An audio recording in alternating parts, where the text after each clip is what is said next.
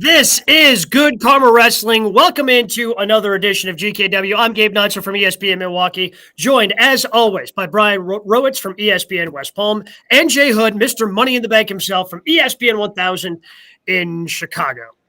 And where we begin is Money in the Bank, happening this past weekend for the WWE on Saturday in Las Vegas. A number of different surprises happening, and somebody ends up winning the men's Money in the Bank who wasn't even in the match to begin with. He wasn't advertised for the match. He was thrown in last second so by Adam Pearce. So let's begin there. Theory is Mr. Money in the Bank. Were you guys surprised? What did you think of that decision? Well, I just know one thing. I just kept seeing something trending. It wasn't Money in the Bank. It was go away heat, the term go away heat. You talk about taking the air out of the building when Theory got up to that ladder and got that briefcase. People are just waving their hands in Vegas like, no, don't let this happen. And it happened. And so as we all bitch about WWE not doing something new and fresh, here's Theory, who's been pushed by McMahon, loses the U.S. title, and then was able to be Money in the Bank. I mean, I think that is new and different. If it's go away heat, at least it's heat, because you don't get a lot of that in the WWE. So the choice of Theory being the Money in the Bank winner, Gabe, I got no problem with it. I just want to see what happens for the next 6 to 12 months. What does he do with it while he carries the briefcase? Yeah, I agree. I think it's a prop for the next few months. Like we've already established, Roman isn't on TV. We know he's facing Brock at SummerSlam at the end of the month. But at least it's someone different. It's a 25-year-old. Yes, they are cramming him down the fans' throats. We've seen what happens when they do that. We've seen what happens with Roman and Cena and things like that. But at least it's someone different. Like, it wasn't Goldberg going up there and getting the briefcase. Like, it was someone different. It's someone young. And as much as we criticize them, I think they deserve some credit for going that route. Is this, to me, the more I thought about it after it happened, and yeah, I mean, the crowd, like, you saw the crowd through the camera leaving. Just, nah, screw this, man. I am out. Like, I don't even want to see this. I am out. Like, as he's climbing the ladder, you see people walking out. So I'm wondering if he's the guy that they feel comfortable with taking a loss. Because Roman's not giving up the universal, undisputed, whatever they're calling it, championship. He's not giving up both belts. He's not going to give up either belt, it seems, anytime soon. I doubt it happens before WrestleMania because it seems like they want to hold on to the dream of maybe we could get The Rock and then we get Rock and Roman for those championships. And until that is 100% dead, they're going to hang on to Roman, even though that match clearly does not need a championship. So when you look around and, I mean, if Sammy wins it, well, you know he's going to lose, right? Like, there's no chance that he's actually ever going to cash it in. I mean, Seth Rollins, yeah, he could cash in, but if you're going to have Roman have it, you know, whoever's cashing in is going to lose. And it seems that Theory, because he has the protection of McMahon, they could make him Mr. Money in the Bank, have him carry it around, lose to Roman at some point, and it's not going to damage him too much. Yeah, I suppose so. I think that it's interesting, though, guys, the hype around Theory. Okay, it's McMahon picking Theory, at least going out to the ring with him and doing vignettes with him. I remember a time where Drew McIntyre was supposed to be the guy, too, and McIntyre had to leave the company to come back just to get over. You know what's really weird about the whole thing is that when I hear the parallel of Cena and Theory, I don't see that. I'm not sure where that comes from. I don't understand. I mean, physique-wise, well, at least not now. I think that that's a difference. But the idea that Theory is Cena when Cena was that young, I don't see the parallel at all. I don't. I mean, I think he's just that cut and dry, like plain, like where Cena was the babyface. He's just a plain heel. You mentioned it last week. He doesn't do anything. Like, he takes selfies. That's his gimmick. Like, he's just a cocky heel. Like, there's nothing to him. There's no character to him. So I think if anything, that's the Cena comparison. I feel like he can go more in the ring than Cena possibly, but like, that's really it at this point. Yeah, I'm with you. The one problem I have with Theory is I just don't know what his character is. Right. Like, he's taking the selfie thing from Prince Pretty, so you're stealing something from somebody else, not really turning it into, you know, I don't get behind the selfie thing. Like, that's the only thing he has. And other than that, now he's just a smarmy heel who has Vince McMahon backing him up. Like, I just can't buy into his character. And that's, I guess, the biggest issue that I've got with Theory right now. But I mean, we've seen that. I mean, that did happen with Cena. We talked about it with Raquel, going into the women's Money in the Bank, where she's just kind of the smiling baby face, where she doesn't have like a character that she can really, kind of dive into. That's what Roman was. They didn't really know what to do with Roman after he left the Shield. I mean, he was great as the muscle in the Shield on his own, kind of just as this generic baby face. Nobody got it, but you found a character as the head of the table. And maybe some people are getting a little bit tired of it now because he's gotten to that part-time role where he's not going to be on television. But he has been such a great thing for the WWE once they found that character for him. And that's the thing they have to do with Theory. They have to find him a character that's going to be successful. Well, you mentioned him taking that loss. Is it him taking the loss to Roman trying to cash in, or whenever Cody comes back? They've shown they have no trouble having someone lose the briefcase. Like, just because you have it now doesn't mean you're going to have it, a month from now. So, like, which way is he losing? Is it Roman or is it like a Cody when he comes back? I think Cody wins the Royal Rumble. Yeah, if healthy, sure, absolutely. By the way, somewhere Prince Pretty is like, wait a minute, I had the selfie gimmick. How come I didn't get over it? He's watching the show. Is like, wait, didn't I have a phone? Didn't I have a selfie stick? Wasn't I taking pictures? Wasn't it on the big screen? He goes, that guy completely stole my gimmick. What the hell? He even does the thing sometimes where he like lays in the rope. What's he just like completely stole it? Just completely stole it. Well, Vince's mindset, the wrestling world doesn't exist outside of Raw and SmackDown, and that includes NXT. That's part of that bubble that just doesn't exist outside of Monday and Friday.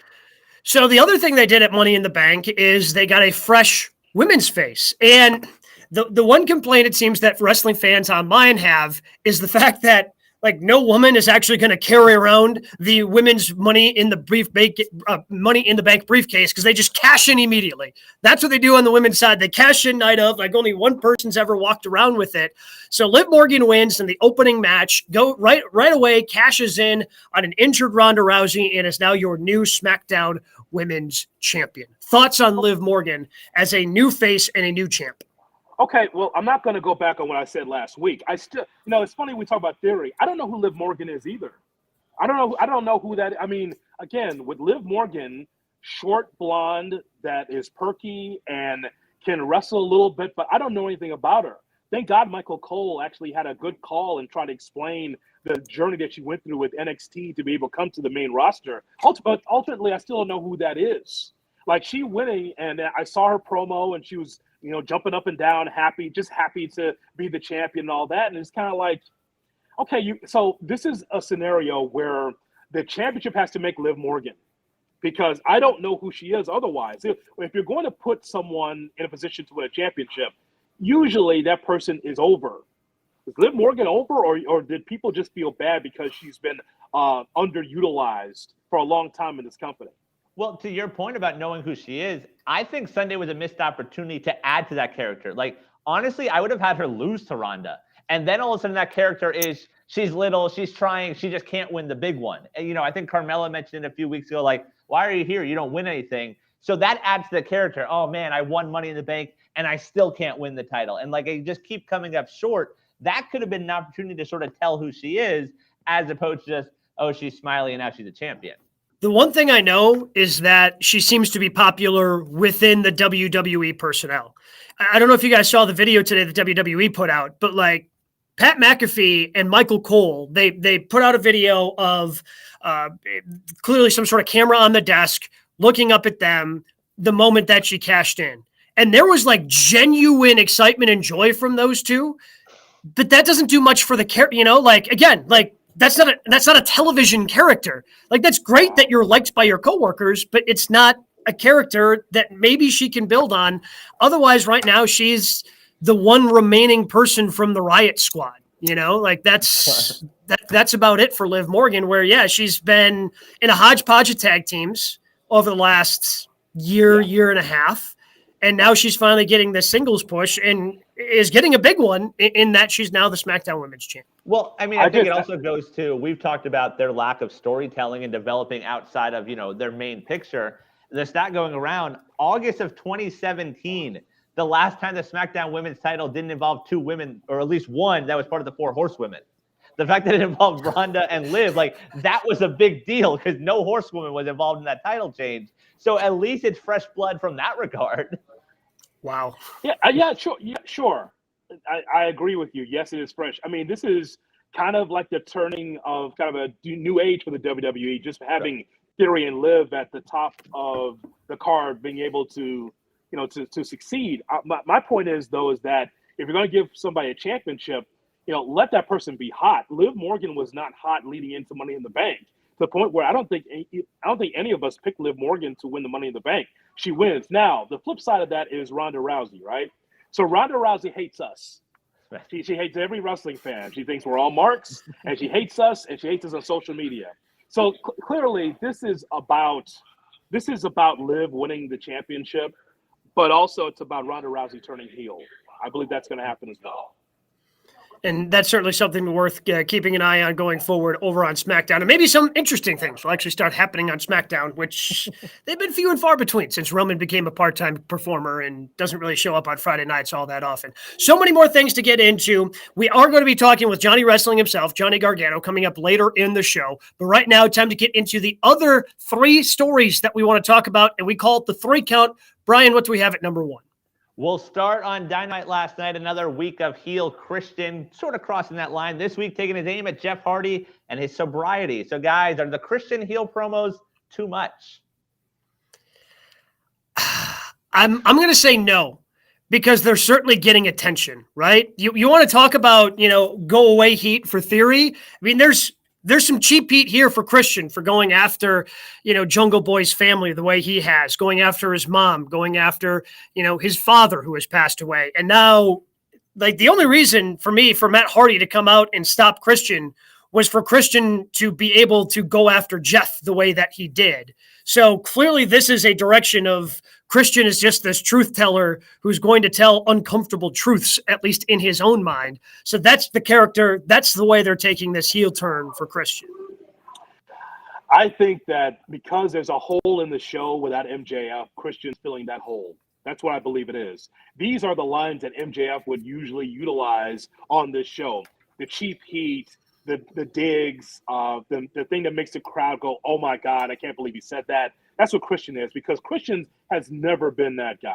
He's never been that guy. He's always been a decent promo. I always thought the Edge was the better promo. But I just think that this is all about character development for Christian. And actually, this is a lot of truth. I mean, Christian and actually Matt Hardy on Dynamite told the truth. We're just here for the money.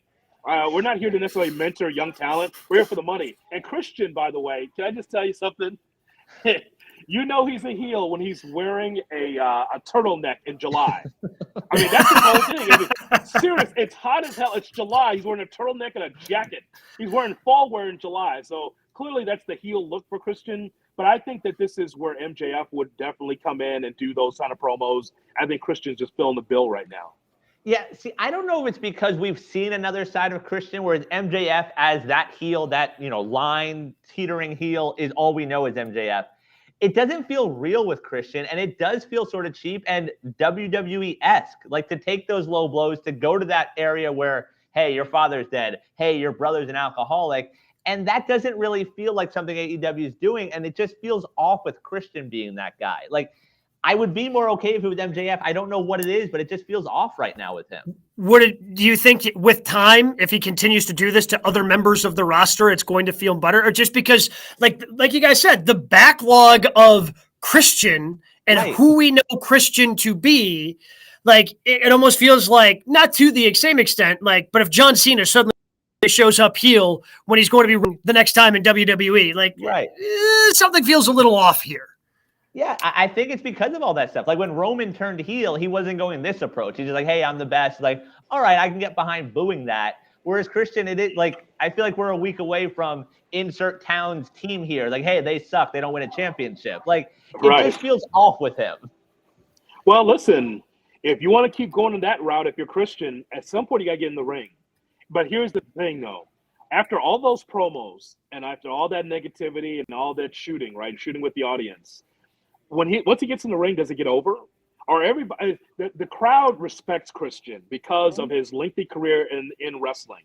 When he does get his comeuppance, Will the crowd pop? Will people be happy to see Christian get his ass whooped? Or will they just be looking at it like a normal match? Now, at least this is building towards something. At least it's different from Christian's standpoint. But as I said, we've seen this already in AEW. I mean, I can't say that I'm shocked by Christian because this type of shooting on people is kind of part and parcel with AEW, with MJF. So I just want to know, Gabe, does it get over? That if when Christian gets in the ring finally against Jungle Boy or Matt Hardy, how do you think the crowd's going to react? Yeah, I'm curious because, I mean, they've got a long – I'm curious to see how long – because the big, payoff is going to be Jungle Boy. But I wonder how long they're going to push that off because Jungle Boy is clearly going to have to get through Luchasaurus first before he gets to Christian. That's just how this is going to have to go. And who knows how long they keep Jungle Boy off of TV to kind of keep building towards that. So, I mean, we honestly, we could probably go 5 to 6 weeks without seeing Christian in the ring as he continues to cut these promos. And then somebody in the ring is going to be Luchasaurus with Christian just doing the managerial thing on the sidelines. Yeah, I mean, we're 2 months away from All Out, which you assume that's maybe the goalpost they're aiming for. So I don't know if it has that, because they're doing it every week. A lot of times with the AEW stuff, they will pull guys back. We don't see them every week. Feels like we're seeing Christian every week since this happened, since his turn. Turtleneck, boots, jacket in July. Good, that's a heel right there, brother. Heel 101. That's how you do it. Gabe, make sure you come to the show next week with a hot turtleneck in July, because that works, right? I don't know if I have a turtleneck, but I'll see. I'll see what I can find for next week, certainly. From one of the biggest heels now in AEW to one of the hottest baby faces for number 2, Brian. That's right. Last night on Dynamite, Wardlow wins his first AEW title. He beats Scorpio Sky to win the TNT title. What do you want to see out of this Wardlow TNT title run? Wardlow is the biggest victim of Forbidden Door. I feel like it's really kind of cooled off because him and MJF were the hottest thing in AEW. Like that blow-off feud, and then for MJF to take the 10 power bombs the way that he did at Double or Nothing, it was fantastic. The crowd was incredibly hot, and Wardlow then was kind of put on this back burner. They didn't want to put him in, even though they could have. They didn't want to put him in that picture for the interim AEW championship. He wasn't in any of the little brackets and tournaments that they did that eventually led to Jon Moxley winning it at Forbidden Door. So that month, Wardlow was just kind of in the background. And I feel like last night should have been bigger, and they did the confetti, and it just didn't, and the crowd was into it, but it didn't feel the way it felt 6 weeks ago at Double or Nothing. So why did Scorpio Sky have to lose Wednesday night? So what is that reign? It's like 2-time TNT champion, and it's like that was a nothing reign to me. What was that all about? I looked it up today. He was champion for 70 days for this second run. Oh, well, then he just didn't have any matches of significance then. I mean, that's what it is. It wasn't. Name me the biggest match while he was champion. I can't come up with one. Where it was the Guevara feud, which didn't do much for me. But that was probably the biggest feud. The first one with the Frankie match, didn't they have a Rampage match or something? Yeah, well, listen, Wardlow's over. I understand. Yep. It's just it seems sudden for Scorpio Sky. And then on top of that, I don't know, if he'll ever be a singles champion again. They had him, you say for 70 days, and the second time around, it just didn't seem significant. And so with Wardlow, that he's a top 5 over guy in the company. So I hope that he has a lot of great matches while he's champion, because he gets some of the biggest pops in the company. What do you guys think the TNT title represents? Because in WWE, the Intercontinental Championship, it may not be true anymore, but, people talk about it like that's the work rate championship, right? You can work, Intercontinental Championship is the one you want. And I don't think that's necessarily true anymore. It just kind of gets ignored on WWE television as of late. But what's the TNT Championship? What does that represent within the AEW world? I mean, I think it's that. I think it's what you said, but it needs to get back to that. Like, it hasn't been, like, looking over the last 4 reigns were just the bouncing back and forth between Sammy and Scorpio. Like, since Cody had the belt and he lost in that ladder match and sort of his AEW farewell, like, it needs to get back to that. You have another title now that Pac's the champion, and you wonder what that's going to be, but this needs to get it back to that. Like, Wardlow needs to be that guy to bring it back there. Yeah, I feel like the TNT Championship is like, I'll remember it at least at this point as Cody's title, or maybe Sammy Guevara's title. I thought that Sammy did a lot with it for the short time he had it as well. But what about Brody's title? Because that's the way they market it is it's Brody's title, and I think they've kind of struggled with that because like they're trying to figure out what the legacy of this is, and they did something last night since they were in Western New York for Brody Lee and his family, and his son was in the ring with the Dark Order. But it seems like that's the legacy that they want, but they don't know how to necessarily get there. Now, here's what's funny about that, though, Gabe. So Tony Khan was the first one to chirp about the WWE and the way they're using their Intercontinental Championship. You know, some just see this as just another championship. We believe the TNT Championship is going to be very, very important to our company. And it is and it isn't. And again, this is what happens when you're a young company. You can talk all the shit you want about WWE and what they are doing, what they're not doing. But what are you doing, right? In a company that's just based on matches and not stories, if you create a TNT Championship, do something with it. And hopefully it starts here with Wardlow because he's over. And I could see him being a champion for a while because I don't know who's beating him outside of MJF, who will be returning it at some point, right? I honestly don't know. That route. Yeah, I guess that's fair.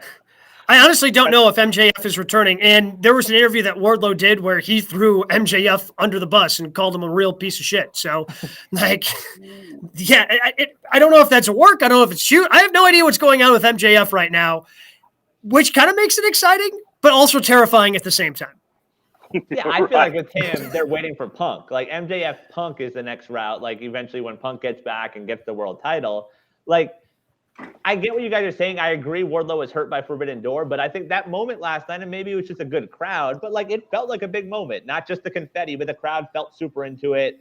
Even with all the like ATT stuff that no one really seemed to care about, Scorpio Sky not being that monster heel, like it still felt like a big moment. So maybe we get more of that out of Wardlow, and maybe we see every week he's defending that title. So if Scorp wins that, does he get the confetti too or no? No. Of course not. Don't be ridiculous. Yeah. Don't be ridiculous, Jay Hood. Sorry. Come on. I thought it was the confetti championship. I thought whoever wins gets a confetti shower. My bad. The first time champ confetti. Come on. Oh, I see. Okay. I get it. First time. You know what? I think that is a thing in AEW. Yeah. Because didn't the TBS Women's Champion get that as well? I think so, yeah. Did Pac get it at Forbidden Door? I don't remember that. He didn't seem like a confetti guy. No. Yeah, I get that. No, you can't do that. Pac would like just rip up the metal like with his bare hands and rip up the championship belt and walk out. It wouldn't be great if he did the confetti thing for Pac. Let's go to number 3 in the 3 count, Brian. Guys, PW Insider today reporting that Sasha Banks and Naomi have both been removed from WWE's internal roster. Both are still on WWE.com. So where do we see Sasha and Naomi next? See, I kind of like what WWE is doing here because usually, I mean, there have been so many reports like, oh, Sasha's been released. Oh, but she's still listed internally. Now we get the report that they're not listed internally. And maybe we're getting a page out of the WWE playbook because usually when they release somebody, or a new page in the WWE playbook, I should say, because usually when they release somebody, you see the press release, best of luck in your future endeavors. But obviously there is some turmoil on both sides. On the AEW side, when they release someone, when someone's contract expires, typically we hear from the talent. We don't see a press release from AEW. You know, they did something a little more with Cody, and that was a little bit more public just because, well, he helped found the company. But for the most part, you know, we saw it with Alan Angels. Like, he's the one who told us that his contract expired. So WWE probably doing themselves a favor and like, hey, let's not call attention to this. If they released him, they released him. We're not going to be the ones to put it out there. So I'm thinking that between the two, Naomi comes back. And I don't know about SummerSlam, but I think that I see her coming back. They'll renegotiate a deal. but I don't even know what that is though. Like, so what does Sasha and Naomi want? Let's start there. What do they want? What do they want? I mean, so they felt like they shouldn't have been putting people over. They already were the SmackDown Women's Tag Team Champions. No, just the women's tag team champions in general. Okay, the women's tag team champions. And so they felt like as they shouldn't be split up and putting two other people over. Okay, so if they weren't able to return, exactly what do they want? And I don't know the answer to that. I mean, I think they wanted those belts to mean something, and their walkout, which was May 16th, we haven't seen those belts since then. So I think it's sort of justified with like, oh yeah, we don't really have a women's tag team division. So them coming back doesn't equal the women's tag titles all of a sudden becoming a thing. Like they just disappear at that point. But I don't know, like outside of that, like we've seen Sasha in big moments, not the biggest. Naomi has busted her ass and gotten to where she got to. So I think it's just more of, I don't even know if it's equal footing, but just something to make sense, like creative to make sense, which I know is a lot to ask for in that world. Well, I mean, this is reportedly the second time that Sasha's had issues with the way that she's been booked as a tag team champion. You know, there were reports when her and Bayley were tag team champs, and, you know, they just don't care about if they don't care about the men's tag team division, which is a big criticism of WWE, then of course they don't care about the women's tag team division. Like they're barely keeping up and figuring out new feuds for the main women's titles. As Brian pointed out, it was the first time since 5 years? First time in 5 years that a SmackDown Women's Championship changing hands didn't involve one of the 4 WWE horsewomen. Like that's, yeah, they need to develop a little bit more depth there. And they clearly, you know, they'll have the women's tag team championships when it's convenient for them, but it's not going to be very often.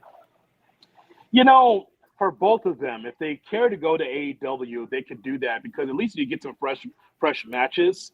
Like, I don't think it's controversial for us to say on GKW that there probably shouldn't be women tag team champions. There's just not enough talent there. Sorry. Sure. Unless you're calling up NXT women who are completely green and completely not ready, unless you're bringing NXT UK women over and forming tag teams there. FD, you just don't have enough quality real tag teams to actually have tag team champions, Gabe. And I would love for them to have that kind of talent and that kind of depth within that division. But they also got rid of the Iconics, who are an actual tag team. So now most of the women's tag team champions that, if you look down the list, it's just a hodgepodge of women being thrown together. You know, when you think of tag team wrestling, I don't think you really think of Sasha and Naomi. Right. You know, like with Sasha and Bayley, I could make that make more sense because like I know that they're friends. I know that they're very close with one another. But like most of the women tag team champions that they've had are just kind of, Nia Jax and Shayna Baszler. Like, what? Like that's a tag team? Okay. Yeah. You know, so they just don't have that depth of talent right now because they've released a lot of that talent. So to me, it makes sense if they don't bring the women's tag team championships back because they don't have a roster for it right now. Yeah, I mean, their frustration makes sense. We see it. We see it happening even since they left. But like Sasha and AEW to me is a game changer. Like it's maybe top 5 of their signings ever because it completely changes that division from night one. And, you know, while they continue to add and they're trying to get better, we see them doing a lot more tag team stuff. I feel like at this point, don't rule out if they have women's tag titles by the end of the year. But like Sasha going there is really a game changer for that company. If Sasha goes there, I think it's their biggest signing because she has outside of wrestling appeal with what she's done. And I think that can help AEW. And that's fresh matches, guys. That's fresh matches. Like, I've seen everything I need to see. And so, you know, to see Sasha against Toni Storm in AEW, to be able to see Thunder Rosa against, Sasha Banks and some of the others. And I know, listen, it's not like the AEW women's division is perfect. You know, there are some young independent wrestlers that are learning how to be able to get into the rigors of wrestling every week on television. But I think that's a really good roster. You get some fresh matches in. I think I would have no problem with that. But just, it's interesting how the internet looks at both of them, Naomi and Sasha, because they're so behind them. They feel like they've been screwed. No matter what Sasha and Naomi do or what they say, they feel like, hey, take care of them. Because remember, this all started with the give the divas a chance, give women wrestling a chance. And it's just typical Vince to say, well, okay, we'll give you a chance. And then you're not really giving them a chance. And so I think that's problematic. I think that you could have solid women's matches and solid men's matches all on the same card and have fun with it. Absolutely. So let's go ahead because, again, we're about 10 minutes away now from Johnny Wrestling joining us here on GKW. We forgot to do this last week, so I want to make sure we get to it this week because there were a lot of good matches. But what do we have as your match of the week from the last 7 days? Browitz. I'm going to the weekend, Street Profits and Usos. Like, we've seen a lot of those two. And it's sort of, the way I watch WWE now is because of booking like that. Those guys are in the ring every Monday, every Friday in a tag match, in a singles match, in a 22-man match. It's always some variation of Street Profits and Usos for about 4 months straight. And I fast forward through that because I don't need to see it every week. But then they deliver when they have that moment. Those 4 guys, they really starred on Saturday. And I know everyone's saying Montez Ford is that guy, but I think Angelo Dawkins deserves some respect also. Like, not everyone has to be Michael DeGenetti. They could be Edge and Christian. So, I think eventually there might be 2 stars there. That's very good. That's very good. So, someone's got to be Robert Gibson. Someone's got to be Jim Neidhart. I understand. That's very good. That's very well said, bro. It's true. But you know what, Gabe? He's right. And I'll give you mine in a second. But I'm glad you brought that up because I think it's pretty clear that Angelo Dawkins seems less than, but I think that I don't see that. I thought on what we saw the last few shows on Money in the Bank and also on the television Raw or SmackDown, Dawkins is stepping up big time. I really like what I've seen there from him. So I like that. I have Usos and Street Profits written down too. I just hated the finish. That's all. The finish wasn't very good. But that matchup, they've got it down. Those 4. For a company that doesn't care about tag team wrestling, it's amazing how, the Usos are probably the greatest tag team in the history of the WWE because they haven't been broken up for 12 years. Like, they've somehow found a way to keep them together in a company that always wants to break up tag teams. They're now the undisputed champs. And between the Usos, the Street Profits, and when healthy, the New Day, those are 3 tag teams that any combination, I'm probably going to be all in on the matches. Because we've seen Usos and New Day have matches like Usos and Street Profits did on Saturday all the time. It's literally with those 3 teams, I would just fight forever, man. I am all in on those 2 tag teams. Just fight forever because they somehow find a way to make all the times that they faced each other when they do it on the pay-per-view, premium live events. I apologize. Yes, premium be live careful. Events. Remember, premium live events because it's a house show with cameras. Remember that. That's what it is. Remember, be careful. When they end up facing off at the premium live events, they deliver. I can't think of a bad the last time I saw the Usos take on the Street Profits or the New Day on one of those events for WWE and being disappointed because they just deliver. But it's even more baffling that they do that, and then you have the Revival shaving each other's backs. Well, no, it doesn't add up. Well, here's the thing that sucks, right? The Street Profits just put on a show. We all agree that Dawkins is underrated. We all agree that Montez Ford probably has that look and is probably going to be a single star for Vince. Mm-hmm. But they go back on Monday and they're doing a hot dog, Angelo's doing a hot dog eating contest against Otis. What are we doing? Why? Well, we don't have to do that with these guys. They can, no, don't get me wrong. They're versatile. Those 2 guys can do the comedy stuff. They can do the serious stuff, but I'd like to see a little bit more serious and kind of phasing out the backstage random holiday, whatever hijinks and putting them in there. That's the Vince McMahon humor, goddammit. You got to have someone throwing up on someone. That's what he loves. You got to have that, man. It's written for Vince. It's not written for anybody else. It's not written for kids. It's not written for anybody else except for Vince. He loves the throw-up, vomit humor and bathroom humor like that too. And Gabe, you're so right, by the way, on Montez Ford. Shout out to Montez Ford. 20 pounds of muscle. He's getting ready for that singles run, baby. You see those arms? Oh, yeah. Yeah. It's so funny how that works. You walk into that company. Cody's went through that. Punk went through that. It's like Vince wants people to be bigger. So I'm going to put on 20 pounds of muscle. I see the arms, man. But you know what? Dawkins is like, F that. You're not leaving me behind. I'm going to do something around here. So I like that. I wish they would do – sorry, I wish the breakup that's obviously inevitable, why not just not break them up? Let them just split up and like do a thing. I know that's not the Vince way, but where you don't have to have one get squashed on the way out. I'm voting for, along with the Usos and Street Profits, I'm voting for Theory and Lashley. I thought that those two, I didn't know how that was going to work. You could just see chicken shit heel against Bobby Lashley, who was over. The number one babyface at Money in the Bank was Lashley. And of course, I mean, look at the card.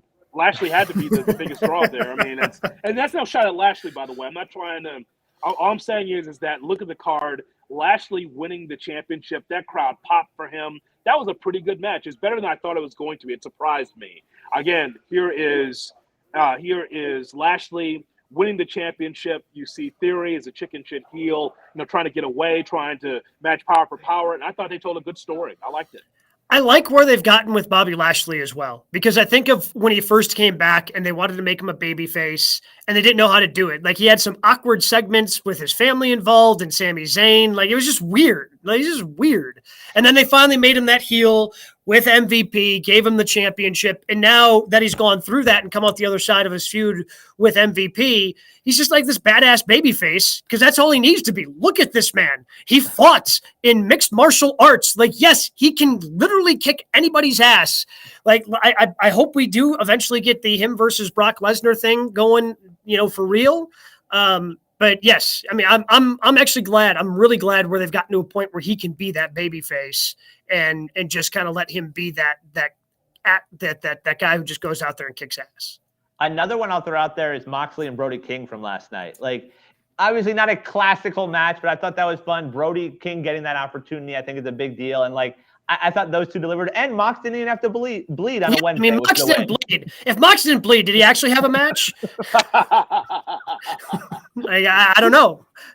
He wasn't bleeding profusely from somewhere in his face. What else do we have? And by the way, that was Brody King, not Brody Lee, JR. Brody Lee is dead. Yes. I mean, Excalibur tried to save, and it was so weird and awkward. Like, I'm surprised he didn't say Brody Clay at some point. Brody Clay. That's right. I mean, seriously. I heard that and I said, JR, the man has passed away. Yeah. It's not Brody Lee. It's Brody King. JR. What else do we have in news notes before we get to Johnny Wrestling? We have 26 years ago today, July 7th of 1996. This happened.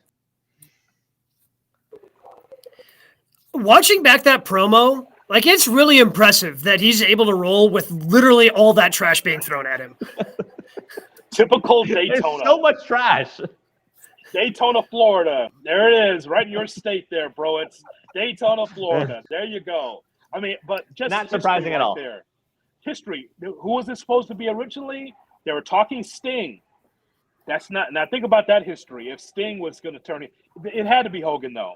To really make it work, it had to be Hogan. What a great moment in wrestling. Hogan turning heel. I mean, people thought that would never happen, and Hogan didn't want to do it either because he thought the money would be leaving him. Like, I can't leave this money, brother. Like, no, you're gonna make actually a hell of a lot more merch wearing black and white.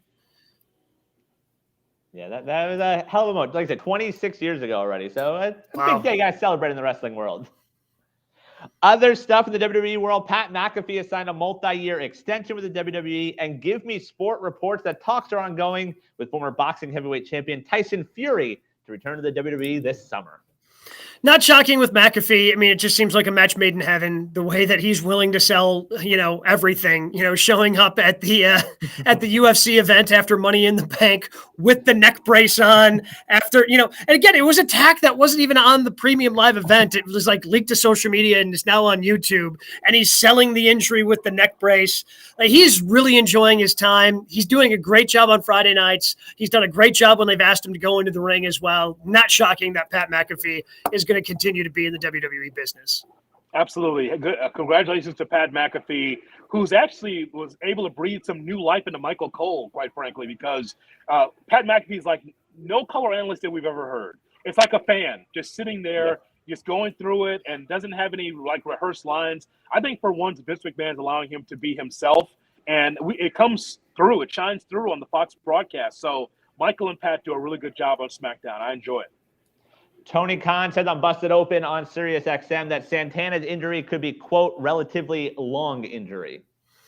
Yeah, it looked like an ACL, at least, again, to my untrained eye. Just seeing, I know, enough sports injuries that when the knee buckles like that, it's never going to be a good thing. And then you couple that with it could be a long time. It looks like 2 + 2 = 12 months ACL.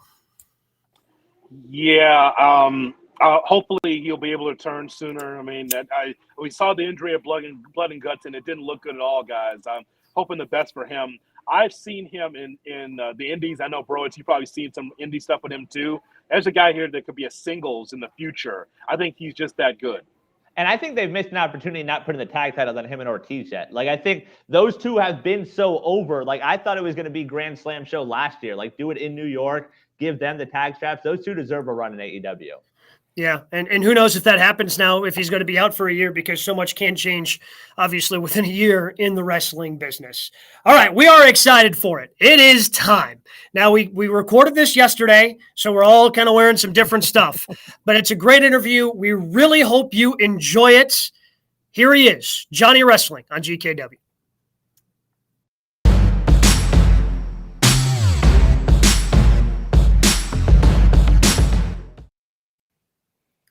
And once again, with Good Karma Wrestling, we are excited to welcome in today's guest to this edition of GKW. It is none other than Johnny Wrestling himself.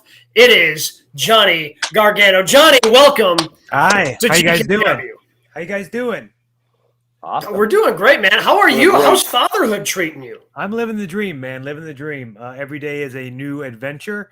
But like I'm so thankful that I get this opportunity to have this time and to be able to enjoy this first 5 months of being a dad. Well, Johnny, one thing we do know is that your bundle of joy is a heel, and we can send it all to the wrestling sheets because your son is biting you on the nose. He knows how to break on 4 because he'll be disqualified on 5. We've already seen that biting you. Yeah, he bites my nose on a frequent basis. It's probably my problem. I taught him that. I always reference it as the Penguin in the Batman movie from when I was younger. But also, I would like to say he did claim another victim today as he bit Indy Hartwell's nose as well. So he's on a rampage. He's unstoppable. I do imagine it must feel good, though, to be someone that's trending on social media what feels like every other week, and your body's not being put on the line that much outside of, baby interaction. Yeah. I make the joke all the time that whenever anyone asks me, like, oh, what am I currently doing? What am I doing? And I say, I'm currently performing for Diaper Change Pro Wrestling. That's what I'm doing all the time. The majority of my days are spent changing diapers, and I wouldn't have it any other way right now. But yeah, I'm very thankful that people miss me and they want to see me again. It's a good problem to have.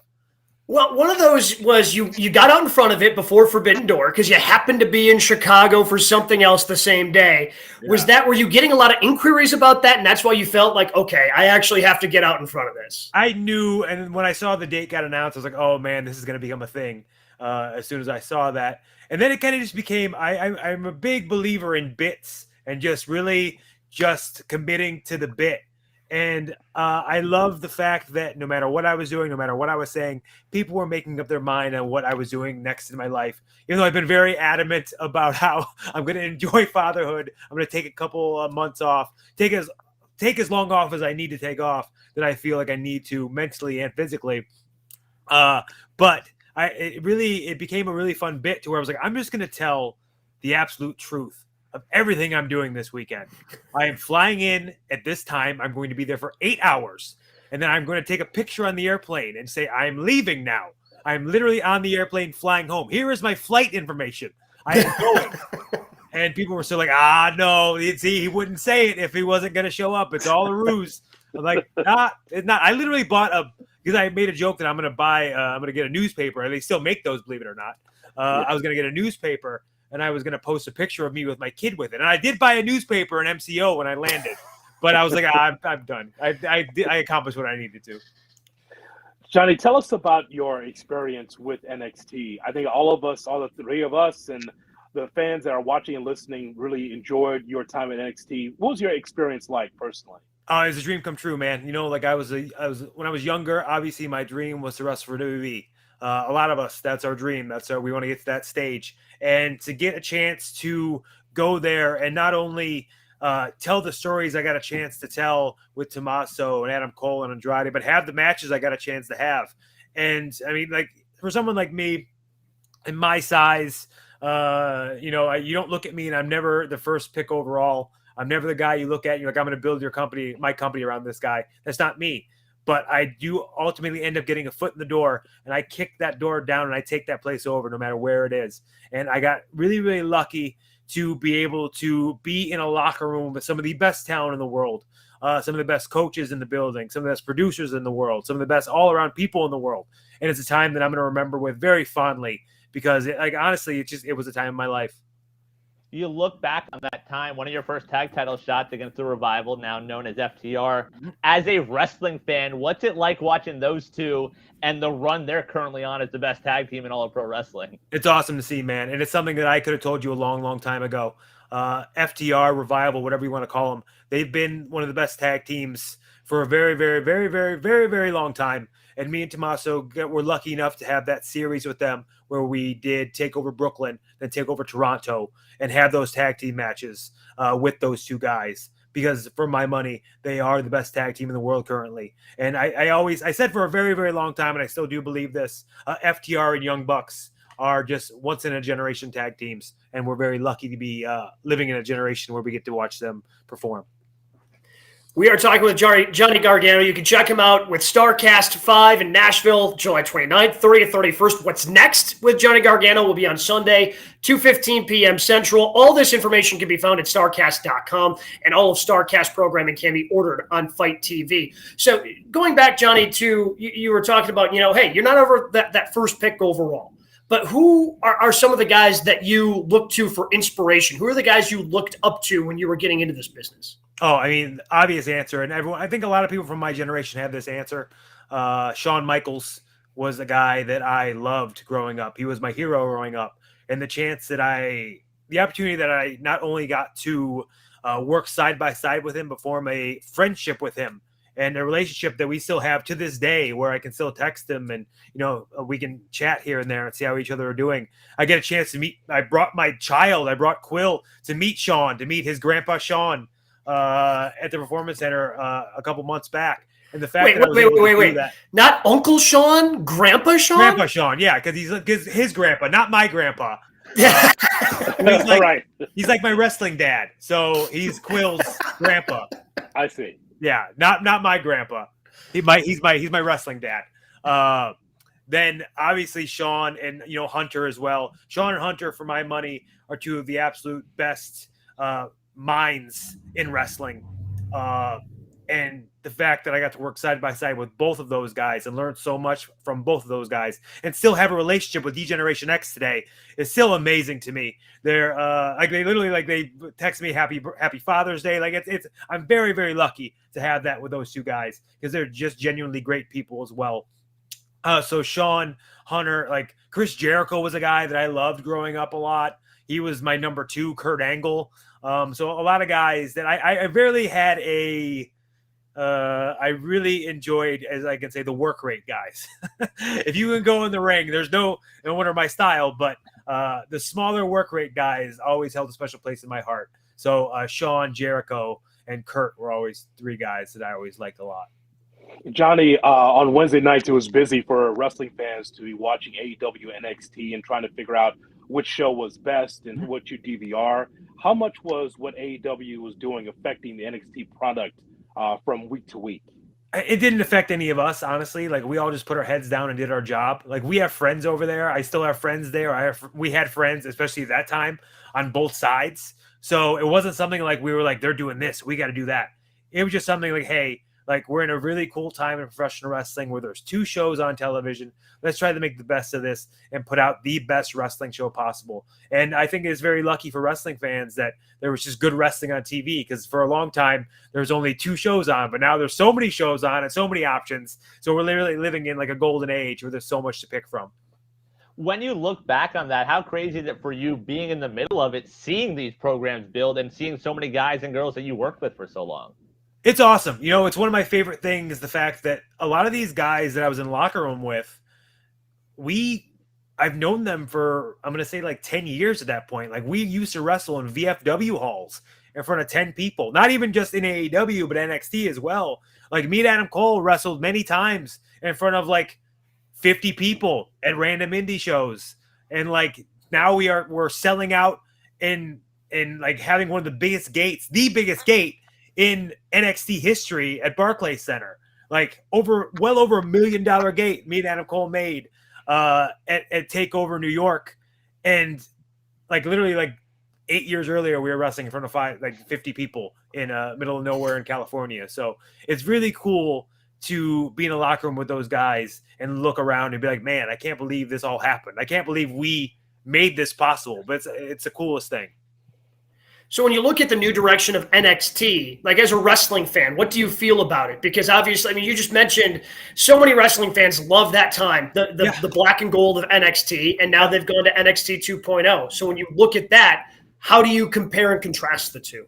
I don't think you can compare them. Honestly, I think it's a completely different product. They're doing something completely new, something completely different than what the black and gold era was, which, I mean, I totally understand it. You know, they went to more of a strictly developmental program, which I totally get. They're building people for the future, and they have a lot of great gems there and a lot of people that should turn out and hopefully become superstars one day. Like I've been very on record of saying guys like Braun Breaker, Cora Jade, Roxanne as well. Like a lot of those guys on that show, like Cora Jade and Roxanne in general have a special place in my heart because they're kind of just like me. They were fans growing up that dreamed of wrestling for WWE, dreamed of doing this. And now those two girls are getting their opportunity to go out there and live their dream and show their passion to the world and make things happen. So I'm super happy to see those two get an opportunity. Obviously, Indy Hartwell's still there. She's my daughter, and I think the world of her. I think she is a superstar in every sense of the word. I think she just needs an opportunity,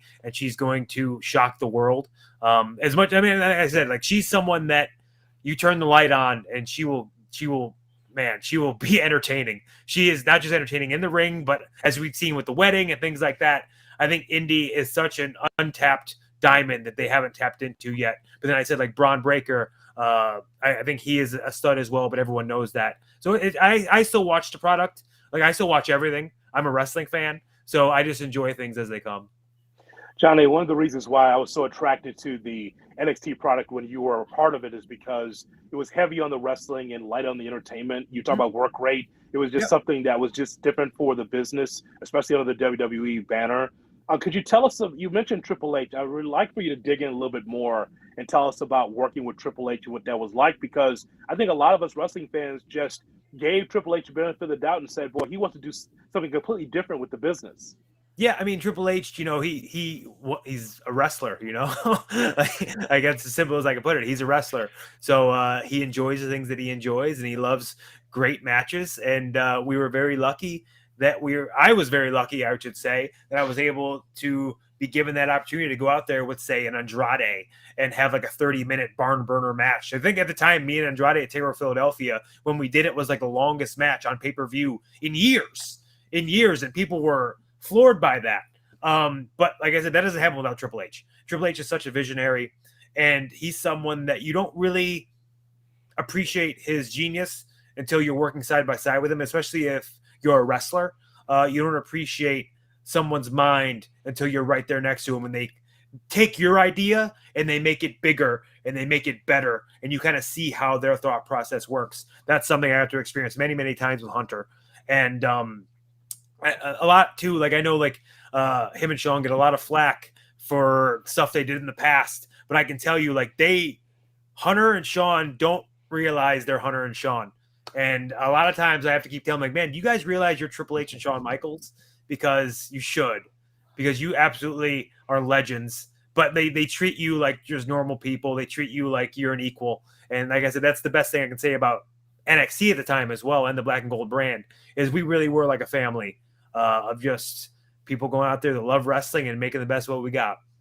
You talk about that work rate. How fulfilling is it, and almost where you step back and pat yourself on the back, that your kitchen table, yourself, your wife, Candice LeRae, you guys are such a hot commodity in wrestling, and everyone wants to see you back in the ring. Anytime there's any sort of mystery, you guys are a part of it. How fulfilling is that for you guys? It's cool, and I always enjoyed wrestling. I'm very on record. I'm a wrestling fan. I enjoyed wrestling a lot during the Attitude Era as well, when I guess the internet wasn't as wise and there was a lot of uncertainty. You never knew who was showing up where and when and what was going to happen. So anything I can do to try to bring a little bit of that uncertainty to the table and hopefully bring about a cool surprise for people one day, I'm going to try to protect that as much as I can. But again, I wouldn't be where I'm at today if it wasn't for wrestling fans. I wouldn't be like, and it's scary. You got to think about it too. It's a scary thought process of like, I have this guaranteed contract with WWE I could take for a lot of money, and I can come back and I could keep doing what I'm doing. But I just knew that with the baby on the way, I didn't want to have anyone else be in control of my time, because I'm really only going to get one shot at this. Me and Candace only plan on having one kid. So I want to be there and try to experience everything I can with Quill for his first year before I do anything else. Because I think I would regret if I missed his first words or if I missed his first steps if I was out wrestling out of a town somewhere. So I'm very lucky that fans do want to see me, and it is scary to step away because you think you're going to be forgotten. So it is a nice reminder sometimes every time I trend on Twitter or my name pops up that I haven't been forgotten yet.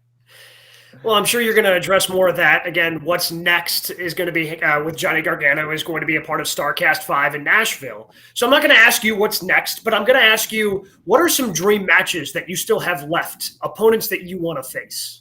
Okay, so are we talking people that I've never wrestled before? Yes. Okay, obviously. So I wrestled a lot of guys. I have a list of guys that I wrestled on the indies that I haven't wrestled yet on a big stage. So I'll get through that list first. Obviously, there's the Bryan Danielson, there's the AJ Styles, there's the Seth Rollins. I've wrestled those guys on smaller indies, but I never wrestled them on a bigger stage. And then when you talk about guys that I haven't had the chance to get in the ring with, one name in particular sticks out in my head, and it's an obvious one. It's me and Kenny Omega. I've never wrestled Kenny Omega, and I especially remember when I wrestled in 2018 when I went on that crazy takeover run. That run would always be like Johnny's on a different level, him and Kenny. And they always say like Johnny and Kenny. And I always wondered what would happen if me and him got in the ring together. So Kenny Omega is definitely a dream match of mine. But also you look at other guys on the other side, like Edge. I've never wrestled Edge. I've never wrestled Randy Orton. Guys that I grew up watching that I'd love to get a chance to get in the ring with, but also like CM Punk. Like there's like benefits both places.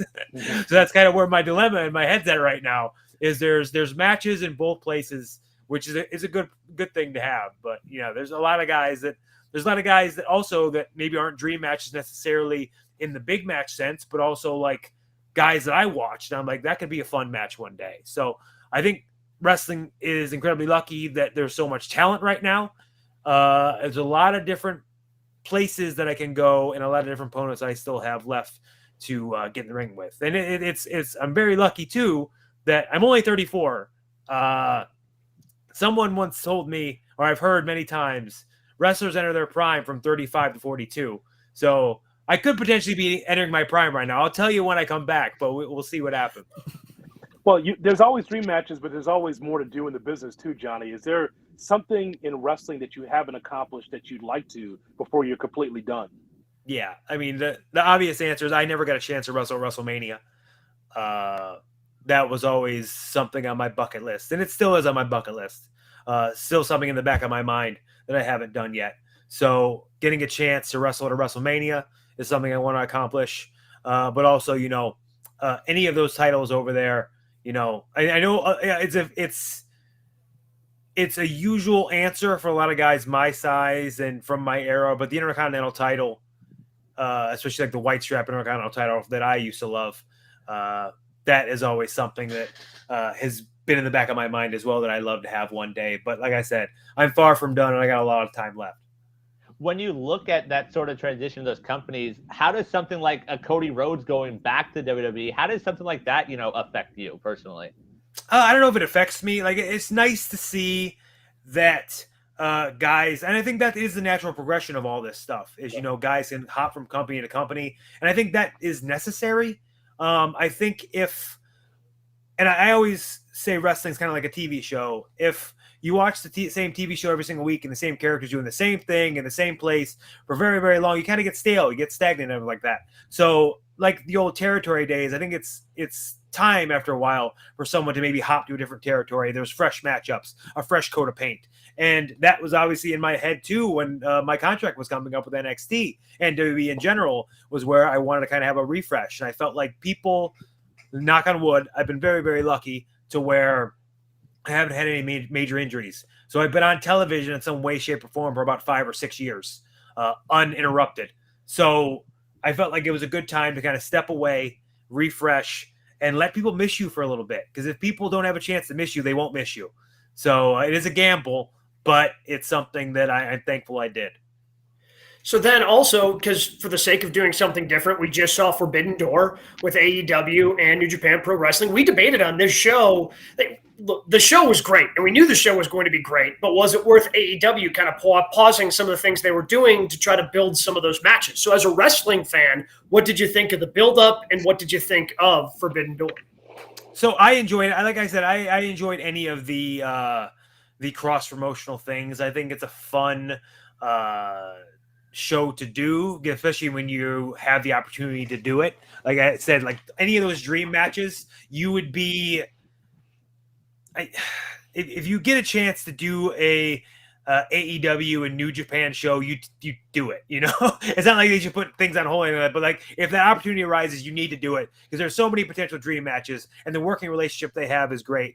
So I enjoyed it. I enjoy it as a wrestling fan. Like I said, I watch everything though, so I don't view things through like why did they do this or what they should have done this or they did this. I just try to enjoy everything.